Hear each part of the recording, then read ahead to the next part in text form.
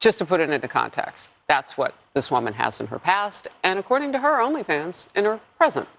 So the defense's claim that too many details are being let in is relevant.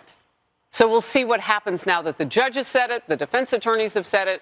I want to bring in criminal defense attorney Brian Claypool. So Donald Trump is sitting there. What would you do as a defense attorney with that going on? Hey, Harris, great to see you again. Without question, I would be objecting on the record to all of these questions regarding details of this alleged affair between former President Trump and Stormy Daniels. I don't care what the judge says.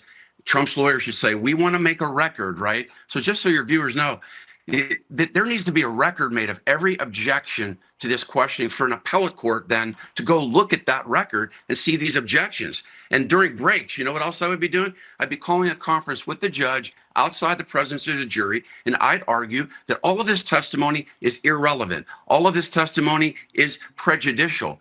And here's there's an evidence code section out here in California, 352. We argue it all the time. What does that mean? That means that even if a piece of evidence is remotely relevant, it can be not let into court before the jury because it's prejudicial. This judge should be making that analysis and should not be allowing most, if not all, of this testimony. So there was some discussion here on the couch about her being made out to be a victim. And there's part of the testimony via one of our journalists inside the courtroom.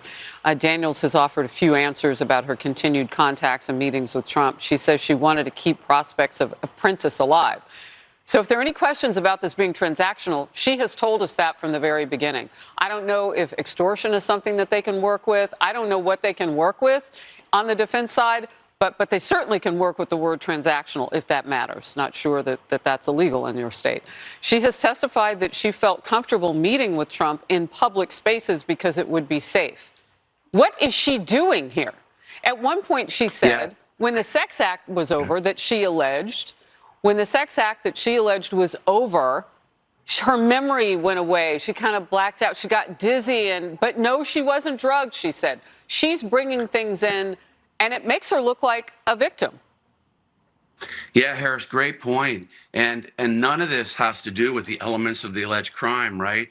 And not only is she trying to make herself look like a victim, but look, let's call out what the prosecutors are doing. If this was purely a legal analysis of this case, this testimony wouldn't be coming in. And as of now, Trump is winning this trial by a landslide. But unfortunately, we have prosecutors that don't really care about relevant facts. They don't care about the fact that they can't prove the law, right? So what they're doing is they're making Stormy Daniels out as a victim. And then even more important than that, they are trying to characterize former President Trump as unsavory. This guy's dirty. Look at what he's doing during his marriage, right? To try to get this jury to vote at the end of this case based on emotion, based on we don't like this guy and what he did, and that's what we call, it's like juror interference, and it's really tragic, Harris.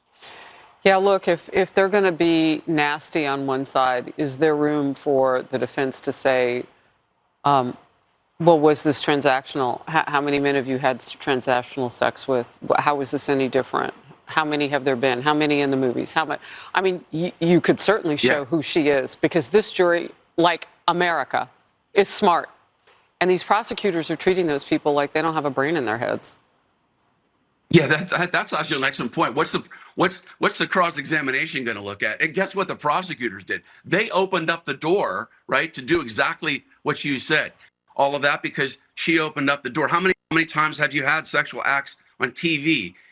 Talk about her career, how she hasn't done much in the last few years. But look, at the end of the day, here are the most important questions that Trump's lawyers need to get up and ask her. I would ask her point blank, have you ever talked to Trump about falsifying a financial document? Do you know anything about that? She'll say, no, end of cross-examination.